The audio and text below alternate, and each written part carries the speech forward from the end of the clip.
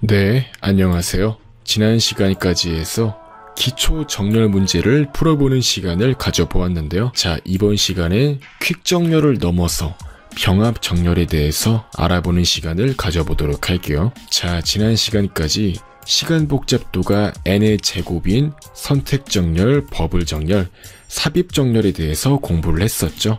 그리고 이러한 세 가지 정렬 알고리즘보다 더 빠른, 즉 평균 시간 복잡도가 n 곱하기 로그 n이 나오는 퀵 정렬에 대해서도 공부하는 시간을 가져보았죠. 일반적으로 선택 정렬, 버블 정렬, 삽입 정렬보다 훨씬 더 압도적으로 빠른 것이 이 퀵 정렬이기 때문에 사실 퀵 정렬만 잘 사용하실 수 있어도 큰 문제가 없을 거예요. 이번 시간에 다룰 내용은 바로 병합 정렬입니다.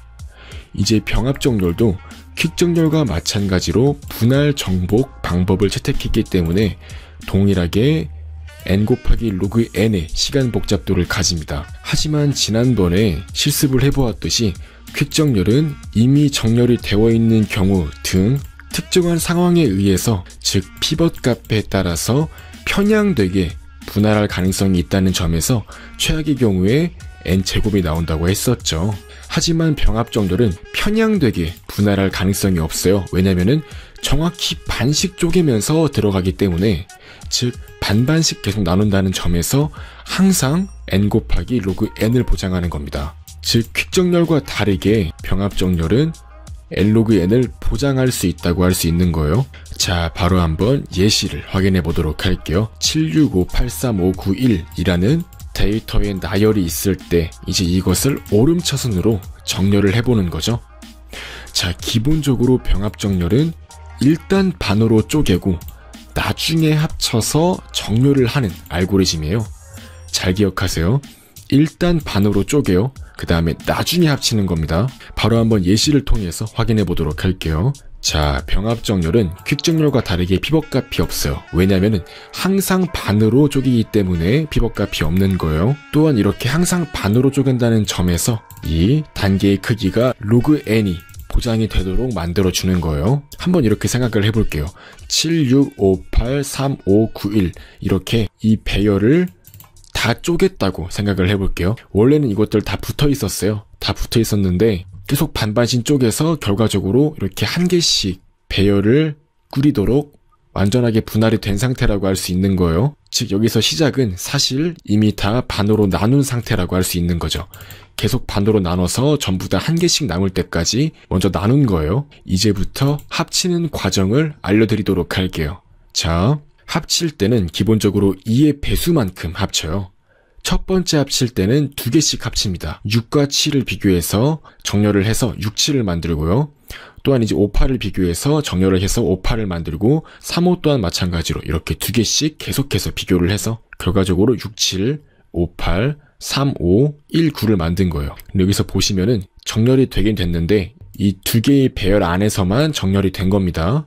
즉 이렇게 2개씩 묶어서 보았을 때 전부 다 정렬이 되어 있는 거죠. 즉 기본적으로 병합 정렬은 이미 정렬이 되어 있는 상태에서 또 새롭게 정렬이 되어 있는 상태를 만드는 거예요. 맨 처음 시작할 때 전부 다 원소가 한 개씩이기 때문에 정렬이 되어 있다고 볼 수가 있는 거죠. 이제 이렇게 정렬이 되어 있는 상황에서 추가적으로 이 두 가지 부분 집합을 합쳐서 하나의 큰 집합을 만드는 거죠. 물론 정렬이 된 상태로요. 이제 한번 2단계를 살펴보도록 할게요. 6, 7과 5, 8을 비교해서 정렬을 수행해요.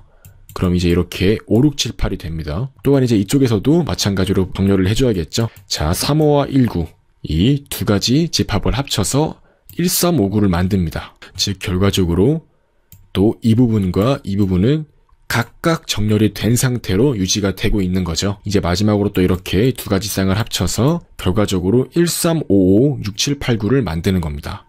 근데 이제 이거를 처음 들으시는 분들은 대체 이게 왜 n 로그 n을 만드는 건지 이해가 안 가실 수가 있어요. 제가 바로 직관적으로 설명을 해드릴게요. 너비가 몇이죠? 너비가 n이에요. 지금 데이터의 개수가 8개이기 때문에 즉 n이 8일 때잖아요. 근데 지금 너비가 정확히 8개죠? 다시 말해서 너비는 n인 거예요. 근데 지금 높이를 보시면은 높이가 3밖에 안 돼요. 왜 3밖에 안 되는지 확인해 볼게요. 로그 2의 8이 3이기 때문이죠. 즉 이렇게 반반씩 쪼개서 들어가게 되면은 기본적으로 처리하는 데이터의 개수는 2의 1제곱이었다가 2의 2제곱이었다가 2의 3제곱이 되기 때문에 굉장히 지수적으로 증가를 하기 때문에 증가하는 폭이 굉장히 큰 거예요. 그렇기 때문에 조금만 내려가도, 즉 아주 작은 단계만 수행하더라도 전체 데이터를 다 확인할 수가 있는 거죠. 그렇기 때문에 높이는 로그 n이라고 할 수 있고요. 이제 이 너비 같은 경우는 n이기 때문에 n 곱하기 로그 n을 하시면은 n 로그 n이죠. 그렇기 때문에 병합정렬은 n 로그 n을 보장할 수 있는 겁니다. 이제 다시 말해서 중요한 건 합치는 순간에 정렬을 하는 거예요. 이제 또 여기에서 궁금하실 수가 있어요. 그래, 만약에 여기가 n이고 여기가 로그 n이라면 지금 너가 말하는 대로 n 로그 n이 맞겠지. 근데 왜 너비가 n인지 이해가 안 가 라고 말하시는 분도 계실 거예요. 왜 너비가 n이냐면요, 이렇게 두 개의 부분 집합을 합쳐서 한 개의 정렬된 집합을 만드는 과정은 n밖에 소요가 안 돼요. 지금 이렇게 정렬을 하기 때문에 n 제곱이 될 것이다, n 로그 n이 될 것이다 이렇게 생각하실 수도 있는데요. n밖에 안 됩니다. 즉 정렬하는 과정은 n밖에 안 들어요. 왜 그러냐면은 아까 말씀드렸듯이 이미 정렬이 되어 있는 두 가지에서 새롭게 정렬을 시키는 거기 때문에 n밖에 안 되는 겁니다. 자, 정확히 다시 말씀드리자면 실제로 정렬은 이런 식으로 수행이 돼요. 맨 처음에 이렇게 예를 들어서 두 개의 부분 집합을 합쳐서 하나의 정렬된 집합을 만든다고 해볼게요. 그럼 이렇게 총 세 가지 인덱스를 사용합니다. i, j, k예요. 맨 처음에 i와 j의 위치를 비교해서 더 작은 걸 선택한 뒤에 k의 위치에다가 옮겨 놓습니다. 이 배열은 정렬이 된 상태라고 가정을 하기 때문에 바로 이렇게 하나씩 읽어가는 과정으로, 즉 총 4개의 데이터를 읽어가는 과정만으로도 정렬이 수행될 수가 있는 거예요. 즉 데이터의 개수 n개만큼만 확인하면 되는 거죠. 그렇기 때문에 너비가 n이라고 할 수 있는 것입니다. 그럼 이렇게 j를 이제 한 칸 이동시켜 주시고 6과 8을 비교해서 더 작은 값 6을 넣어주는 거고요. 그 다음에 이제 i를 또 1 증가시켜서 7과 8을 비교해서 더 작은 값 7을 넣어주고 그 다음 마지막 8값을 넣어주면 되는 겁니다. 즉 이런 식으로 총 4번만 비교 연산을 해주시게 되면은, 즉 4번의 비교만으로 정렬이 이루어지는 것이기 때문에 n만큼 든다고 할 수가 있는 거죠. 즉 이러한 원리에 의해서 병합정렬은 n 곱하기 로그 n을 해서 총 n 로그 n의 시간 복잡도를 가지면서 빠르게 정렬을 하는 아주 효율적인 정렬 알고리즘이라고 할 수 있는 것입니다. 이 병합정렬 같은 경우는 n 곱하기 로그 n을 보장한다는 점에서 퀵정렬이 가지는 한계점을 효과적으로 보완할 수가 있어요. 물론 평균적으로 퀵정렬보다 딱히 빠르진 않습니다. 그렇긴 하지만 보장할 수 있다는 점에서 굉장히 강력한 무기가 될 수 있어요. 자, 이제 간단하게 소스 코드를 작성을 해보도록 할게요. 자, 바로 스탠더드 인풋 아웃풋 넣어주시고요. 기본적으로 정렬할 데이터의 개수가 8개라고 이제 이렇게 sorted라고 해서 정렬된 결과 배열을 담을 수 있는 공간을 만들어 줄게요. 근데 여기에서 정렬 배열은 반드시 전역 변수로 만들어줘야 돼요. 지금 보시게 되면 이렇게 정렬을 수행할 때 기존의 배열뿐만 아니라 추가적인 배열이 필요하다는 특징을 가지고 있어요. 4개의 데이터를 정렬하기 위해서는 4개만큼의 추가적인 배열이 필요한 거죠. 근데 이제 여기에서 필요할 때마다 이렇게 배열을 생성한다고 하면 굉장히 비효율적으로 작동하게 될 가능성이 커요. 반면에 이렇게 전역 변수로 모든 함수가 동일하게 공통적으로 이용하도록 만들게 되면 그러한 불필요한 메모리 사용 문제를 최소화시킬 수가 있는 거죠. 그렇기 때문에 기본적으로 정렬 배열 같은 경우는 반드시 전역 변수로 만들어줘야 돼요.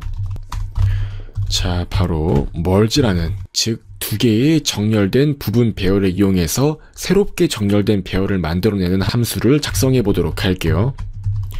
자, m 미들 그 다음에 n을 넣어줍니다. 이제 여기에서 m 미들 n이 어떤 거냐면요, 이제 이걸 예시로 들었을 때 여기가 m이고요, 여기가 미들이에요. 이제 이거 2개는 사실상 메모리 구조상으로는 붙어있죠.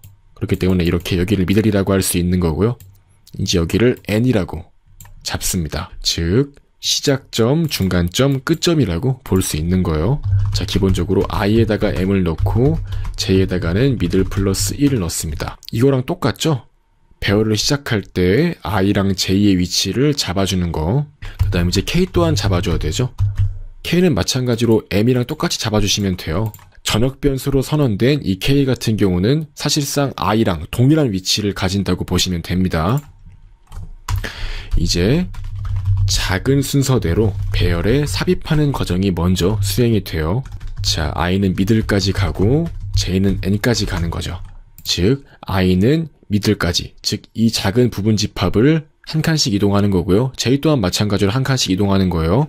항상 I랑 J를 비교해서 더 작은 값을 K에 넣어주죠. 이제 이걸 반복하는 거예요. 작은 순서대로 넣어주는 겁니다. 자, I가 J보다 그 위치에 있는 값이 작다면 K에 이 I에 있는 값을 넣어주면 되는 거죠. 그렇지 않다면 J에 있는 값을 넣어주면 돼요. 정말 간단하죠. 코드가 길어서 그렇지 사실상 엄청 간단합니다.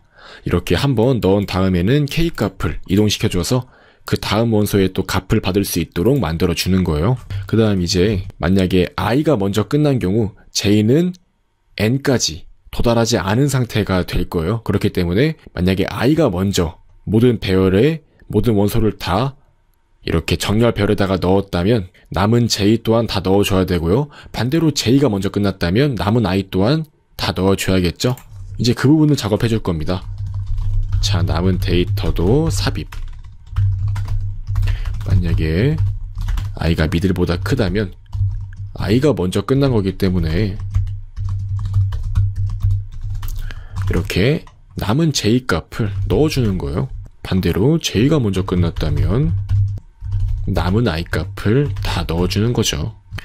이제 결과적으로 정렬된 배열을 삽입하는 거죠. 즉 기본적으로 이렇게 6758을 이용해서 5678을 만들었다면 이 5678 자체는 만들어진 순간에는 추가적으로 이용한 하나의 일시적인 배열이기 때문에 이제 그걸 실제 배열로 옮겨줄 필요가 있어요. 즉 지금 보시면 이 sorted라는 것은 정렬을 위해 사용되는 정렬 배열, 즉 추가적인 배열이죠. 지금 이 sorted 안에다가 정렬이 된 상태를 저장을 해 놓았기 때문에 이제 그것을 실제 배열로 옮겨주는 과정이 필요합니다. 자, 이렇게 M부터 N까지, 즉 모든 위치를 다 방문하면서 정렬된 배열의 값을 실제 배열의 값으로 이동시켜주는 거죠. 이게 바로 이 merge, 합치는 함수의 전부입니다. 그러면 이제 제가 말씀드렸죠. 기본적으로 병합 정렬 같은 경우는 일단 반으로 나누고 나중에 합쳐서 정렬을 한다고 했었어요. 일단 반으로 나눈다는 점에서 두 가지로 나뉜다는 점에서 재기 함수로 구현을 하는 것이 가장 좋습니다. 크기가 1보다 큰 경우만 따질 수 있도록 m이 n보다 작은 경우에만 분할을 해주시면 되겠죠. 자, 기본적으로 미들 값에는 이렇게 m과 n을 더해서 2로 나눈 값을 해주시면 되겠죠. 즉 정확히 정중앙을 가리키는 게 미들이고요. 이제 중앙을 기점으로 왼쪽으로 병합 정렬을 수행하고 또한 오른쪽으로 병합 정렬을 수행하시면 됩니다. 그 다음 이제 이렇게 나중에 합쳐주는 거죠. 정렬된 두 개의 배열을 나중에 합치는 거예요. 즉 이거랑 똑같죠? 정확히 일단 반으로 나누고 나중에 합쳐서 정렬을 한다고 할 수 있는 겁니다. 이제 이렇게 깔끔하게 병합 정렬을 작성을 해보았습니다. 이제 한번 메인 함수에서 테스트를 해보도록 할게요. 자, 데이터가 76583591이었죠. 자, 이렇게 해주신 뒤에 바로 멀지 소트 함수를 이용해서 정렬을 해보도록 할게요. 자, 정렬한 이후에는 정렬된 데이터를 출력해 주시면 되겠죠.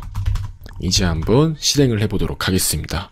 그럼 바로 이렇게 13556789로 정확히 정렬이 이루어진 것을 확인할 수 있습니다. 이렇게 간단하게 이번 시간에는 병합 정렬의 개념에 대해서 공부를 하고 병합 정렬을 실제로 구현도 해보고 병합 정렬의 시간 복잡도에 대해서도 알아보는 시간을 가져보았습니다. 간단하게 정리를 하자면 기본적으로 정렬에 사용되는 배열은 전역 변수로 바로 이렇게 sorted 부분을 전역 변수로 만드는 것이 중요하다고 할 수 있겠고, 그 다음에 병합 정렬 같은 경우는 기존의 데이터를 정렬해서 담을 추가적인 배열 공간이 필요하다는 점에서 메모리 활용이 비효율적이라는 문제가 있다고 했습니다. 아무튼 메모리를 조금 낭비하긴 하지만 결과적으로는 병합 정렬의 시간 복잡도가 n 곱하기 로그 n으로 보장이 된다는 점에서 굉장히 빠르고 효율적인 알고리즘 중 하나라고 할 수 있는 것입니다. 네, 이렇게 이번 시간엔 간단하게 병합정렬에 대해서 알아보는 시간을 가져보았습니다.